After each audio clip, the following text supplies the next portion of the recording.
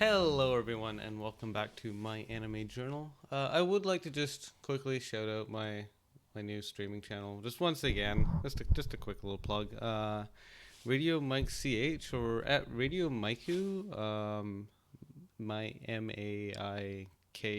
Just that's like my handle, just to not get confused with other radio mics. There are others out there, but that's not the most unique name. But yeah, he's kind of just like a male version of um, my like zombie Pegasus avatar. But yeah, it's the same little avatar that I'm using here. Just because, why not? If you like listening to me, then maybe you'd like watching me stream, or even watching my stream highlights. I don't know. But yeah, if you want to see me live, that is available. Um, yeah, we're actually really getting into the weeds of anime I've seen recently here. Um, I am going to be skipping over Bocchi the Rock this episode. We will talk about that next episode, because that may be the entirety of next episode, so I don't want to just like throw it in the middle and end up having it take up like most of the episode. We're just totally bloating this episode, so yeah, it's better to have it at the beginning, and then we can worry about things like that after as well. Also, pretty much all the anime I'll be talking about this episode are TV anime, so this is actually a pretty dense episode all in itself. We'll talk about 5 this episode. And we're starting out with actually a fairly short TV anime. It's called Aru Asa Dummy Head Mike ni Natteita Ore-kun no Jinsei. And so this anime, it's called Dummy Head Mike. And the main cover shows this dummy head Mike. So dummy head is like for ASMR. So it's like you get this head, and the head is just there to kind of act as like an analog for the audience's head. So it just kind of exists here as its head, and you can kind of talk to it and vibrate it and like massage its head or whatever, or clean its ears and do whatever you feel like to like do your ASMR things. Um, so the anime itself it's meant to be ASMR. Um, it is quite different from the other ASMR anime. There are 2 ASMR anime, and they're both shorts. We have talked about this one before. The 180 seconds. Can I make your ears? What was the title again? Can I make your ears happy in 180 seconds? That one I was not a fan of. This one I liked more. Because the other one was a bit more of like, I guess it's like a very specific genre of ASMR, of like the kind of lewd thing. Well, not quite lewd, but like girls kind of just doing things to a head, and like doing that kind of stuff. This one's a bit more general. But what's interesting, so we have the dummy head, like that's kind of made as the gimmick. I don't think this is really a spoiler, but it did catch me off guard that the second episode is not about the head. And there's only 2 episodes where the main character is a head. It is a reincarnation anime. He keeps on... he reincarnates as something different every episode, which is interesting. And also with them being 3-minute episodes, it means that every 3 minutes you're encountered with the protagonist being reincarnated as something different. Also valuable to note is the very fact that that the protagonist, I just call him Ore-kun or me. He's voiced by Sugita Tomokazu. You might know him as the voice of Gintoki, which is hilarious. Where do we find it in here? I know that he's Gintama. Gintoki. Yeah. This is Gintoki from Gintama. This is the voice actor. And so you basically have Gintoki, who's just like reincarnated as like a dummy head or as fried chicken or as a bicycle seat or as just random garbage. It's hilarious. And just have like that voice coming out of just random inanimate objects. So I love it. That aspect of it, like if it was just some no name voice actor, it would have been less interesting. But the fact that it's him, he's just reincarnated into these random things, that just makes it like all the funnier. And also, it like they call it Yuli on Mal. There are like so it's a bunch of girls. Also, like in terms of the actual ASMR aspect of it, it is about girls who are in an ASMR club. And so that's why he reincarnates as this dummy head first. But even though like he reincarnates as something different every episode, he's always in their lives. It's always like central to these girls. This group of girls, he always just reincarnates into something that is in their general vicinity and ends up kind of intertwining with their lives. And I guess they do some Yuli things sometimes. They're also very cute. I like the art style. It's nice. They're kind of soft and I don't know, likable. Um, it's interesting also just having like yeah something about like an ASMR club. Like it's just these girls who do ASMR together, and it's kind of fun that way. That aspect could have been stretched into a longer anime and made more interesting.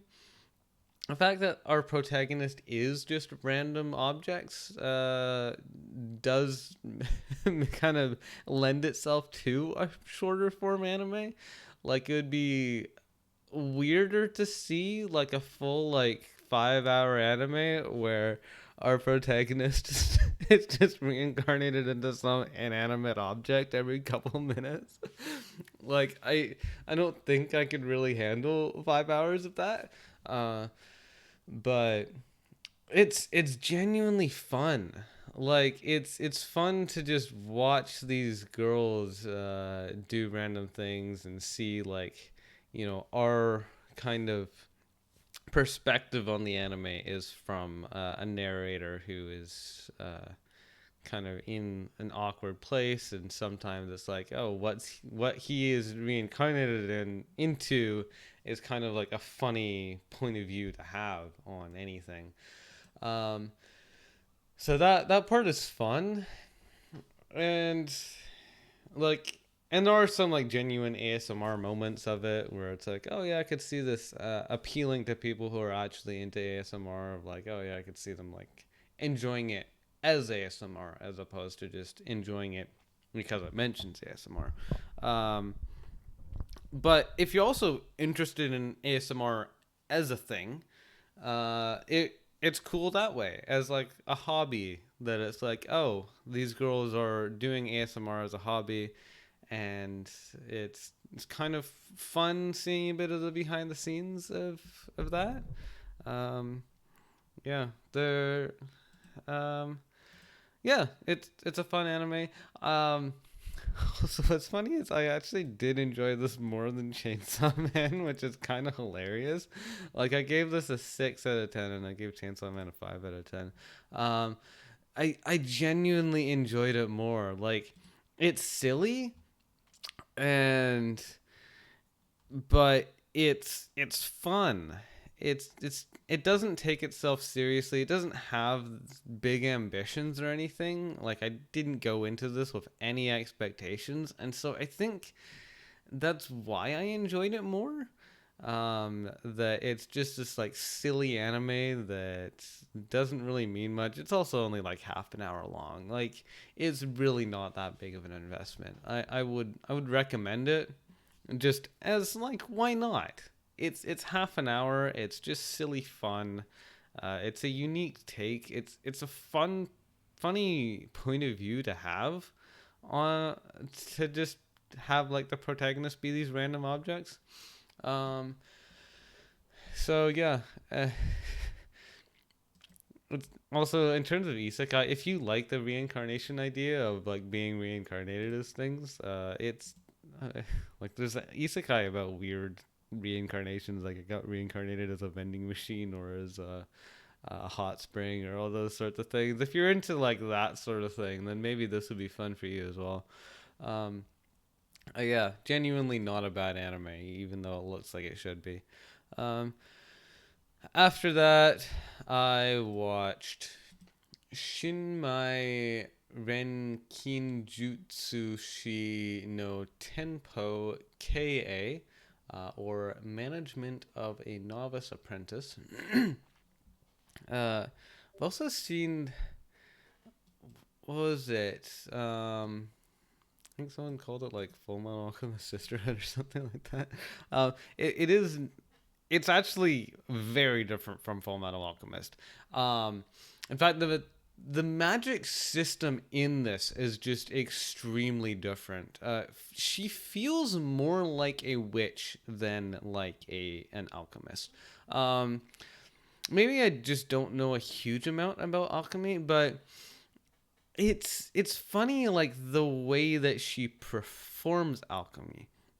Our protagonist being this girl, Sarasa. She's an orphan. She has this cute short brown hair and she wears a pink outfit. She's very pretty.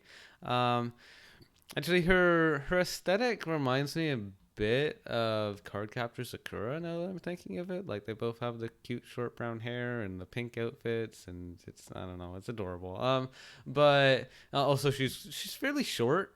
She's not extremely young. I think she's like 15. Um, but yeah, she's cute and. Yeah, she's our alchemist, the novice alchemist, and but she runs her own business. So she runs a business as effectively she's like a pharmacist. Like she makes drugs and that's like how she feels that she can best use her alchemy. That she makes these drugs to help people and she can kind of like heal people through like non-drug means as well through other kind of alchemy, but most of it's drugs. um and there's other fantasy anime about drugs. What were they again? There's like pharmacist in another world, and maybe there's another one. I can't remember.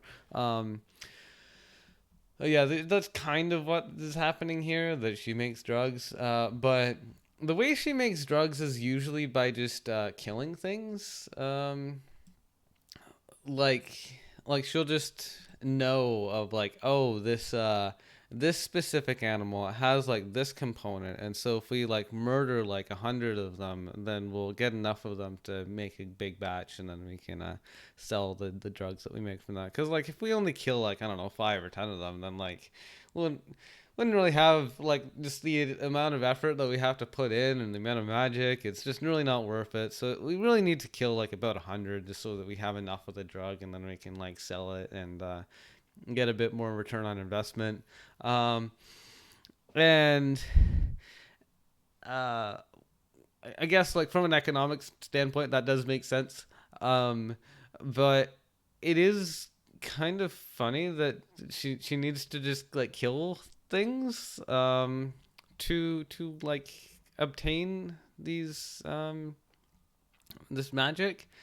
Could you think like with alchemy, like the idea of alchemy being like you can kind of take like uh, base materials and turn them into other things, that it's like, oh, it doesn't matter what you need. You can just take anything. You can take dirt or trees or whatever. It's like no, we need specific things. It's like this specific creature that lives in this specific area. We need to murder some crazy amount of them and bring them all back. And yeah, which I guess is an interesting magic thing. In that aspect, it does remind me a little bit of Maojo de Oyasumi, in the way that they both kind of utilize the materials they have available to them, and it's like, oh, like this thing, if I kill this, then I obtain this thing that I can use in this way. However, in Maojo de Oyasumi, they actually respawn, so it's not like she's permanently killing anything, which is also weird. That they just respawn and it's like, oh, I can just kill the demon lord and it's fine because he'll come back to life and now he'll have his body, but he's still gonna be alive. Like, that's strange. But yeah, this one, it's fun, it's cute. But it's not exactly what I was expecting out of an alchemy anime. Like, again, she does feel like a witch. Like the way that she does things, it feels like the way that a witch would do things. Of like, oh, like, you know, like the kind of Eye of Newt thing. Actually, Eye of Newt is mustard seed, but like, knowing like those sorts of ingredients of like, oh, you need this and this and this ingredient, and then you get the right components, and then you can kind of make this like drug to create this sort of effect. So it if you I honestly recommend viewing her as a witch. Like, she calls herself an alchemist, but just the fact that her magic is more witch like she's not like she's not a warrior kind of witch. I know we do get warrior witches in anime. We get warrior alchemists in anime too, and this is not about a warrior alchemist. Do we get warrior pharmacists? Like a pharmacist that is also a warrior? I can't think of any. I don't know how that would work. Someone who makes drugs. I guess you could just make drugs and, like, I don't know, like poison arrows with them, um or like just throw them at people and hope they eat them or something. Um but or like, I don't know, maybe like put out baited food or something that's like, you know, poisoned, or I don't know, but like you could have a um, warrior pharmacist, but it would be more difficult to do. You can kind of have a warrior anything though. Yeah, if you like anime about cute witches and pharmacy, and another interesting thing I noticed about this is the signs in this anime. They're very clearly not in Japanese, and in fact, what I find interesting is that they're actually very clearly, it looks like it's adapted from Egyptian hieroglyphs, which is interesting. Like the actual script that they use in this anime, like it's very clearly not Japanese, and it's like it's not related to like the Chinese character family of scripts, but it looks more like something you would see in like Europe or in India or something like that. That it's that sort of script, which I guess it does make sense that it would be like that, because it's, you know, like those fantasy, that whole fantasy genre comes from an area that has those sorts of scripts. So it's like, oh yeah, it kind of fits in more. It's very clearly a unique script though. It's not like they're borrowing an existing script, but it does look like it was adapted from Egyptian hieroglyphs, which is interesting. I kind of like that idea. Also, yeah, the opening animation is absolutely adorable. Oh, it's so pretty. Even if you don't watch the anime, I'd honestly recommend listening to the OP. I think I listen to the OP every time, or at least most of the time, just because it's so good. I usually don't do that, but it's so cute. Yeah, fun anime. And yeah, then we're skipping over Bochi, and the next one to talk about is Akiba Maid Sensou, or Akiba Maid War. Uh, Very similar title there. Um, and this is strange to be an anime. it's a it's a weird, such a wacky idea of a story. Um, so in their universe, maids are like at war with each other, and so in the same way of like you kind of have like the warring dojos trope, and this is, instead of warring dojos, it's like warring cafes, that each maid cafe is at war with each other, and the cafe that the series shows as the protagonist is the like Buta cafe, like pigs, and they have pork on the menu as being like a big like draw, which is funny. Like they'll recommend like, oh, you should eat the pork this or this thing, and it's like, so you want me to like eat your cousins? That's kind of strange. I don't know why you would recommend that. Um, and but I guess like it's fitting enough.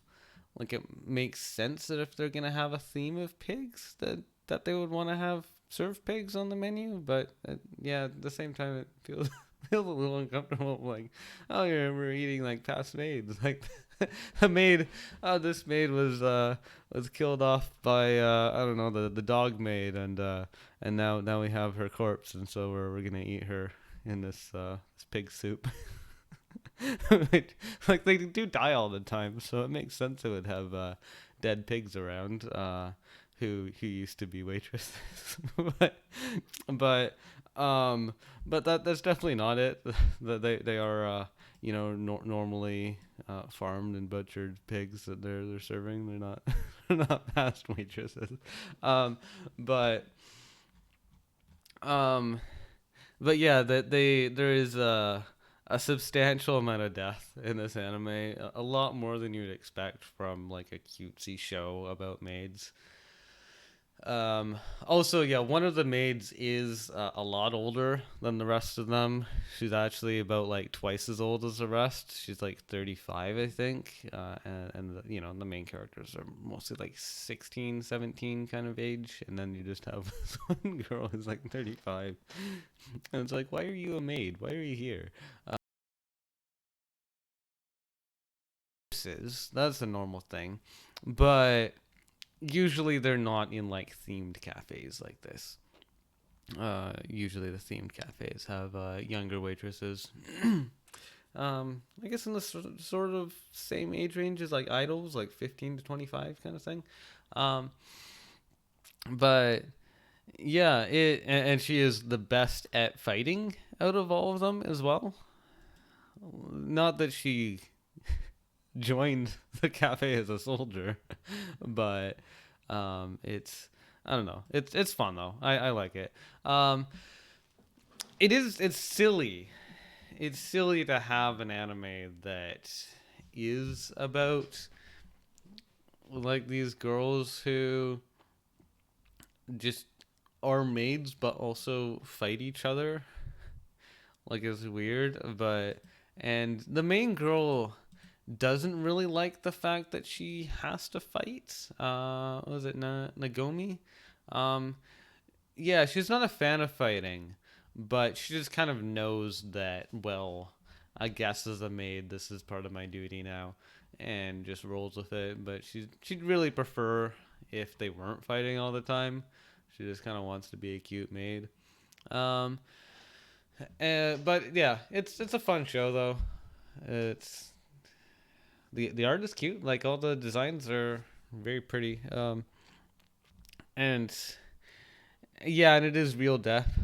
And sort of like Gun Girls, like although Gun Girls was more of like real military, of like they're actually fighting each other, like a bit more realistic of a setting. Whereas this is like they're just kind of going at it of like, oh, we're just gonna barge into your cafe and kill a bunch of you, uh, and which I guess maybe that's like reminiscent of some parts of history, going out and killing people.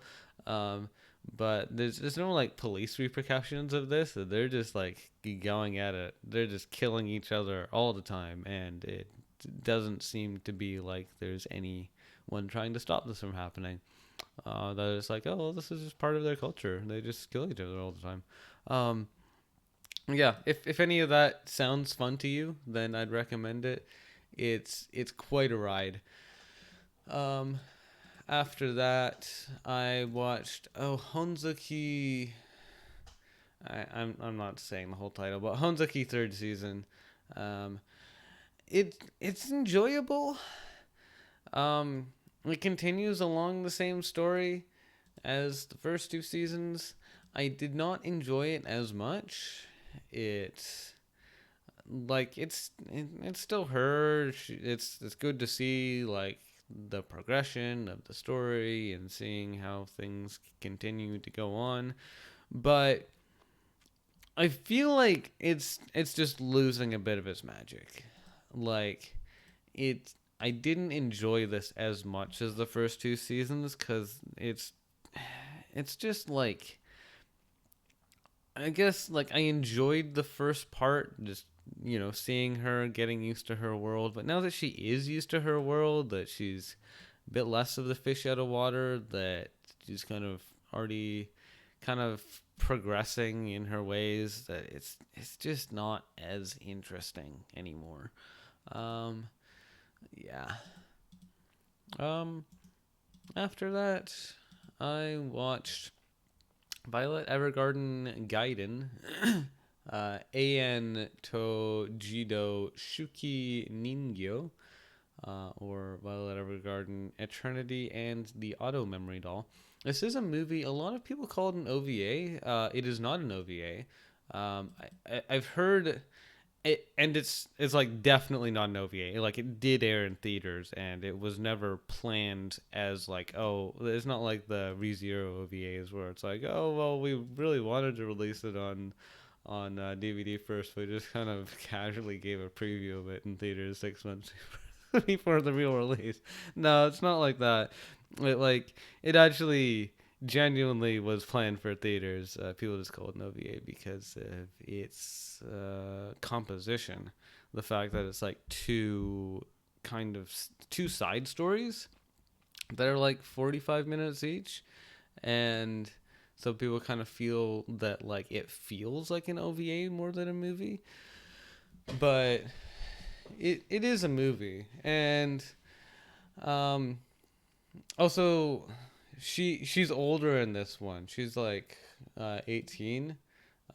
She goes to a college and stuff, and um I don't know, it was interesting enough.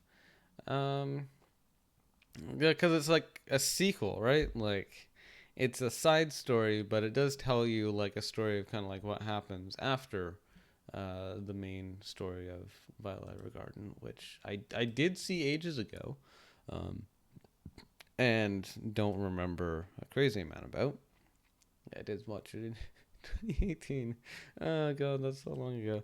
Um, but yeah, the